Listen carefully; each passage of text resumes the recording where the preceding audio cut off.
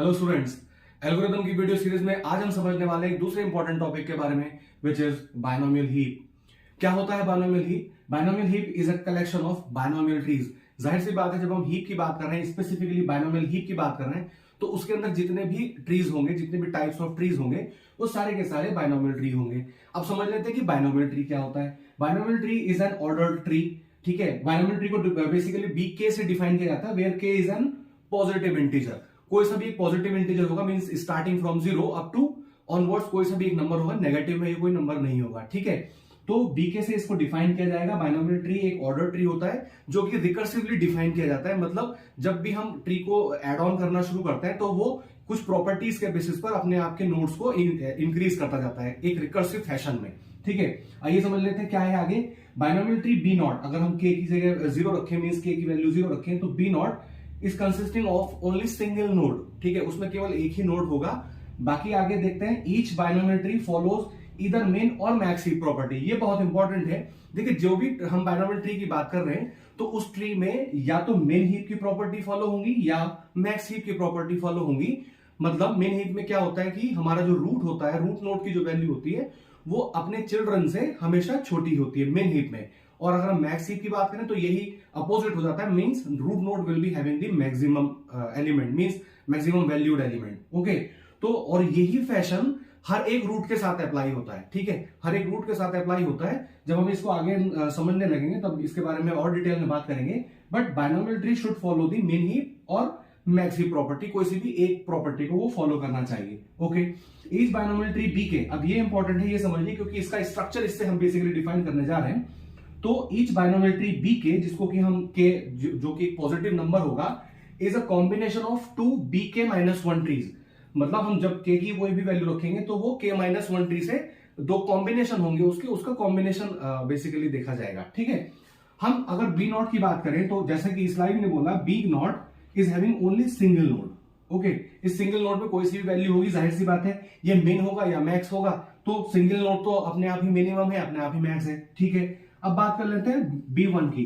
अब अगर हम इस प्रॉपर्टी को लेकर के चलते हैं, B1 is a combination of BK - 1। K की वैल्यू यहां पर 1 है, मींस ये हो जाएगा B naught and B naught. Okay, तो B1 is a combination of 2 B naughts. ठीक है, और एक B नॉट बेसिकली हमारा इस तरह से बनता है, तो B1 हमारा कैसे बनेगा? अब B1 को बेसिकली हम ऐसे नहीं बना सकते हैं कि दो B नॉट्स को हम ऐसे रख दें और उसके बेसिस पर हम B1 को डिफाइन कर देंगे। नहीं, यहां पर एक स्पेसिफिक कंडीशन है ये वाली, या तो मेन हीप फॉलो होना चाहिए या मैक्स हीप होना चाहिए।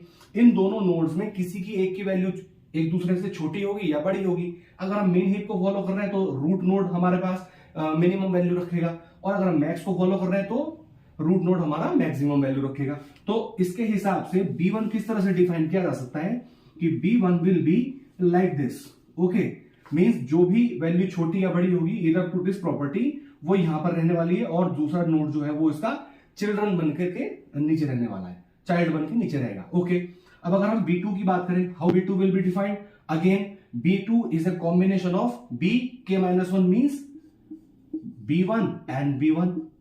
तो यानी यहां पर B2 is a combination of 2 B1s, और एक B1 हमारे पास ये हो गया, तो अगर हम यहां से वैल्यू रिप्लेस करें तो मतलब ये कुछ रहने वाला है। ओके, अब यहां पर ये तो दोनों के चिल्ड्रन हो गए अलग अलग, ये वाला इसका चिल्ड्रन हो गया, ये वाला इसका चिल्ड्रन हो गया। लेकिन इन दोनों रूट नोड्स में से किसकी वैल्यू कौन से वाले हीप की प्रॉपर्टी को फॉलो कर रही है, उसके हिसाब से हम इन दोनों को अटैच करेंगे। अटैच कैसे करेंगे? मान लीजिए फॉर बाय डिफॉल्ट हम यहां पर मेन की बात करके चल रहे हैं। ठीक है, अब मान लीजिए कि इस वाले पर्टिकुलर नोड की वैल्यू मिनिमम है इससे, तो ये रूट बन जाएगा और ये इसका लेफ्ट मोस्ट चाइल्ड बन जाएगा। तो ये किस तरह से कनेक्ट होगा? ये तो अपना यहां पर रहा, और जो जिसके बारे में हमने अभी बात की दूसरा B1, वो यहां पर जाकर के ऐसे और इससे साथ कनेक्ट हो जाएगा। This is nothing but your B2। I hope कि आप समझ पाए। तो हम क्या करने जा रहे हैं, B2 में 2 B1s को इस तरह से कनेक्ट कर रहे हैं कि रूट नोड्स में से, भाई जाहिर सी बात है रूट नोड कौन से हैं, ये है और ये है, इन दोनों में से जो भी प्रॉपर्टी मिन, जो भी वैल्यू मिन होगी, हम यहां पर बाय डिफॉल्ट मिन की बात कर रहे हैं, जो भी वैल्यू मिन होगी वो ऊपर चली जाएगी, और जो दूसरा होगा यानी मैक्सिमम एलिमेंट वाला होगा वो इसका लेफ्ट मोस्ट चाइल्ड बन जाएगा। ओके, ऐसे हम अगर B3 की बात करें तो B3 will be consisting of 2 B2s। तो एक तरफ ये स्ट्रक्चर रहने वाला है, दूसरी तरफ भी ऐसा ही सेम स्ट्रक्चर रहने वाला है। तो मतलब हम बना देते हैं एक B2 ये रहा, और एक B2 ये रहा। अब क्या करने वाले हैं, इन दोनों को कंपेयर करेंगे, जो भी मिनिमम होगा या मैक्सिमम होगा, फिर से मैं यही बात करूंगा, हम जो से भी हीप में काम कर रहे हैं, मान लीजिए मिन में काम कर रहे हैं, मान लीजिए इसकी वैल्यू छोटी है, तो मान लीजिए इसकी भी छोटी होती तब भी हम इस वाले ट्री को, पूरे के पूरे ट्री को उठा करके इसके लेफ्ट मोस्ट चाइल्ड में as a left most child बनाएंगे। ठीक है, तो इसका स्ट्रक्चर कुछ इस तरह से हो जाएगा कि एक ट्री तो हमारे पास ये रहा, ये भी B2 है, और जो दूसरा हमने इसका लेफ्ट मोस्ट चाइल्ड बनाया है वो ये रहा, और इसको रूट को इस तरह से हम अटैच कर देंगे, this is nothing but your B3। इसी तरह से करके हम रिकर्सिवली डिफाइन कर सकते हैं B4 को, B5 को एंड ऑन। ये प्रॉपर्टी हमेशा हमारी चलने वाली है, and this is the structure of a binomial tree. ठीक है, अब हम इसके आगे और कुछ पढ़ने वाले हैं कि इसकी क्या क्या प्रॉपर्टीज होती हैं, यहाँ पर k की वैल्यू किस तरह से की रोल प्ले करती है, और क्या क्या इसकी बेसिक फीचर्स हैं जो कि बायनोमियल हीप में काम करने वाले हैं। बायनोमियल ट्री के से रिलेटेड सारे के सारे फीचर्स को हम एक्सट्रैक्ट करेंगे, और उसके बाद फिर इसके कुछ ऑपरेशंस को देखेंगे। इसकी कुछ प्रॉपर्टीज को समझ लेते हैं। प्रॉपर्टीज को हम वन बाय वन समझेंगे। There are exactly 2 raised to the power k nodes in a bk। ये जो bk की वैल्यू हमको दी गई होगी, मींस k की जो वैल्यू दी गई होगी, हम जिस भी स्पेसिफिकली बायनोमियल ट्री के बारे में बात कर रहे होंगे, वहां पर exactly 2 raised to the power k where k can be taken from this number। Okay, 2 raised to the power k nodes हमेशा होंगे। आइए चेक कर लेते हैं। मैंने यहां पर समझने के लिए फ्रॉम B1 टू B3 हमने ड्रॉ कर लिए। नाउ k की वैल्यू यहां पर है 0, 1, 2 एंड 3। ओके, इसमें देखते हैं how many nodes are there as पर this 2 raised to the power k means 2 raised to the power 0, any raised to the power 0 is equals to 1। हम देख लें यहां पर 1 नोड है। ओके, आ जाते हैं इधर bk मींस bk की वैल्यू हमारे पास हो गई 1, तो that is 2 raised to the power 1 means 2। यहां पर 2 की power 2 means 2 raised to the power 2 means 4 nodes are there, and 2 raised to the power 3 is equals to 8। 1 2 3 4 5 6 7 8। ठीक है, इसी तरह से करके हम B4 में मींस हमारे पास 16 नोड होंगे, 5 में हमारे पास 32 नोड्स होंगे, एंड ऑन ये प्रोसेस चलेगा। तो ये एक की प्रॉपर्टी है कि how many numbers of the nodes will be in the binomial tree. यहां पर k की वैल्यू से हम उसको इजीली पता लगा सकते हैं। आइए दूसरी प्रॉपर्टी के बारे में बात करते हैं। The height of bk is always k। यहां पर जो k की वैल्यू होगी वही इस पर्टिकुलर ट्री की हाइट बनने वाली है। जैसे कि हम ये देखें, यहां पर k की वैल्यू 3 है, तो height means from the extreme root to the extreme children. ठीक है, हम यहां पर सबसे पहले वाले रूट को लेकर के जो सबसे ऊपर रूट होगा, रूट तो बेसिकली ये भी है, ये भी है, लेकिन हम यहां पर एक्सट्रीम रूट की बात कर रहे हैं। एक्सट्रीम रूट से लेकर के एक्सट्रीम चाइल्ड तक, चाइल्ड तो ये भी है, लीफ ये भी है। ठीक है, तो हम सबसे नीचे वाले चाइल्ड की बात कर रहे हैं। तो from extreme root to extreme child कितने नंबर ऑफ द ब्रांचेस आ रहे हैं, क्योंकि हम ट्री है तो ब्रांचेस की बात करेंगे, तो 1 2 3, तो that will B exactly with the same number of B3। Okay, इधर देख लेते हैं B2, यहां पर 2 है तो 1 एंड 2, यहां पर 1 है ओनली 1, यहां पर कुछ भी नहीं है तो यहां पर हाइट है ही नहीं। ठीक है, तो हम इस तरह से करके यहां पर k जो है हमारा ट्री की हाइट को भी डिफाइन करेगा। Okay, a root has degree k। Degree से बात करें तो ग्राफ थ्योरी में हमने पढ़ा है कि what is the degree, the number of the edges are incident to a particular vertex और node will be called the degree of that vertex और नोड। ठीक है, मतलब जितनी पर्टिकुलर एजेस या इसकी बात करें तो जितनी ब्रांचेस उस पर्टिकुलर रूट को छू रही हैं उसको बेसिकली उसकी डिग्री कहा जाएगा। तो यहां पर देख लेते हैं B3, तो again k is equal to 3, तो 1 2 3, तो इस पर्टिकुलर नोड की डिग्री 3 है। यहां पर रूट की बात कर रहे हैं, इसमें बात करें इस रूट की तो देखिए यहां पर 1 2, इसकी बात करें तो 1 एग्जैक्टली, क्योंकि 1 ही है यहां पर। ठीक है, यहां पर आप बात करें एक्सट्रीम रूट कितना है, that is 2 having degree 2 exactly with the number of k। Similarly 1 mean 0। Okay, तो हमारे पास ये तीनों पॉइंट्स क्लियर हो गए। Now this is more important, there are exactly KCI nodes at ith level in BK। हम यहाँ पर बेसिकली किसी भी ट्री की डेप्थ को ले तो हम यहाँ पर B4 बना लेते हैं ताकि हम इसको अच्छे से समझें इस पॉइंट को। हम यहाँ पर लेवल्स की बात करेंगे। I मींस रूट जो हमारा टॉप लेवल है वो 0th लेवल पर होता है, उसका नेक्स्ट चिल्ड्रन हमारे पास 1 लेवल पर, एंड और उस डेप्थ के हिसाब से चलता रहता है। तो हम यहाँ पर एक B4 को ड्रॉ कर लेते हैं। हमने यहाँ पर B4 को ड्रॉ कर लिया है, आप देख सकते हैं this is the combination of 2 B3s। ये देखिए हमारे पास ये एक B3 हुआ और ये एक B3 है, and this is the perfect combination of these two। Okay, यहां पर हम इसके लेवल्स को लिखते हैं, means I is equals to 0, I is equals to 1, ये दूसरा लेवल हो गया, I is equals to 2, I is equals to 3, as well as this is at I is equals to 4। Okay, तो as per this definition हम यहां पर देख सकते हैं कि क्या KCI, यहां पर k की वैल्यू कितनी है हमारे पास 4, तो मींस 4C और I की value 0, 4C1, 4C2, 4C 3 as well as 4C4। ठीक है, तो यहां पर हम कॉम्बिनेशंस देखने की कोशिश कर रहे हैं। तो as per the formula factorial 4 will be, C की बात करें तो that will be 0 multiply with again that factorial 4। Okay, तो 4 से 4 क्रॉस हो गया, दैट इज 1। तो आप देख सकते हैं इस रूट पर, इस पर्टिकुलर इस लेवल पर हमारे पास केवल और केवल एक ही नोट देखने के लिए मिल रहा है। आ जाते हैं नेक्स्ट, तो that will B 4 multiply by factorial 3 that 1 factorial 1 into 4 minus 1 that will B factorial 3। तो फैक्टोरियल 3 से फैक्टोरियल 3 गया, दैट विल बी 4 ओनली। ठीक, तो आप देख सकते हैं इस पर्टिकुलर लेवल पर हमारे पास इतने ही नंबर ऑफ नोड मिलने वाले हैं। इसकी बात करते हैं तो that will B 4 into 3 into factorial 2 and that is factorial 2 divided by 4 minus 2 that will be factorial 2। तो factorial 2 से factorial 2 गया, 2 से ये गया 2 and 2 multiplied by 3 is equals to 6। तो you can see there are 6 number of nodes। okay, now next is 4C3, इसको हटा देते हैं थोड़ा।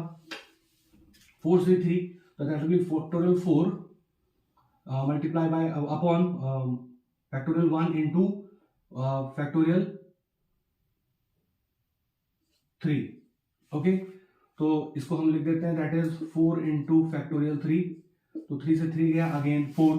You can see there are 4 number of nodes. Okay, and last 4C4 that is 1 only, ये हमको पता है दैट इज सिंगल नोड। ठीक है, तो थ्रू दिस पर्टिकुलर फॉर्मूला हम यहां पर number of nodes at each level easily calculate कर सकते हैं। यहां पर मुझे आपको ये बताने की जरूरत है कि कोई भी जब भी बाइनोमियल ट्री हम इंट्रोड्यूस करेंगे तो ऐसा नहीं कि हम उसमें से कोई भी एक नोड अपनी मर्जी से कम कर सकते हैं। ठीक है, ऐसे ही अगर हम B2 की बात कर रहे हैं तो सपोज दिस इज B2 और ये हमारे पास ये नोड एक्चुअली है ही नहीं, तो ये भी B2 रहेगा। नहीं, यहां पर ये समझने की जरूरत है कि जब भी कोई बाइनोमियल ट्री आएगा तो वो अपने फुल स्ट्रक्चर के साथ आएगा, नहीं तो नहीं इंट्रोड्यूस होगा।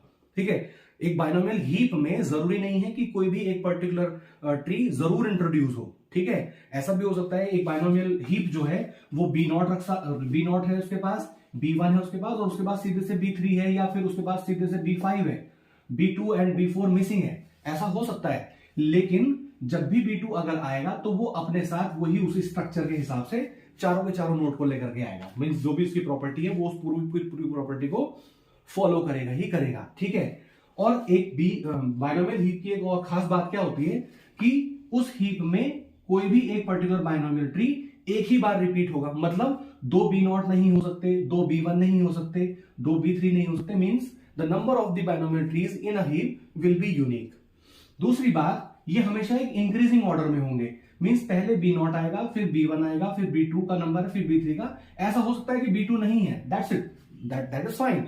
ठीक है, तो B0, B1, B3, बट ये एक इंक्रीजिंग ऑर्डर में होंगे। ऐसा कभी भी हीप में देखने के लिए नहीं मिलेगा कि सबसे पहले B3 आ गया, उसके पास हम B1 को इंट्रोड्यूस कर रहे हैं। नहीं, ऐसा बिल्कुल भी नहीं होगा। ठीक है, तो ये दो खास प्रॉपर्टी हीप की हैं कि एक तो बाइनोमियल ट्री जब भी आएगा वो अपने पूरे स्ट्रक्चर के साथ आएगा, दूसरा वो हमेशा इंक्रीजिंग ऑर्डर में आएंगे, और तीसरा वो हमेशा एक यूनिक वैल्यूज के साथ आएंगे। मींस B0 एक ही होगा, B1 एक ही होगा, B3 भी एक ही होगा। ऐसा है, जरूरी नहीं है तो नहीं होगा, लेकिन होगा तो फिर अपने पूरे स्ट्रक्चर के साथ होगा और सिर्फ एक ही ट्री बाइनोमियल वाला प्रेजेंट होगा। ठीक है, नेक्स्ट, एवरी पॉजिटिव नंबर के there exist a binomial heap. Binomial heap, not binomial tree.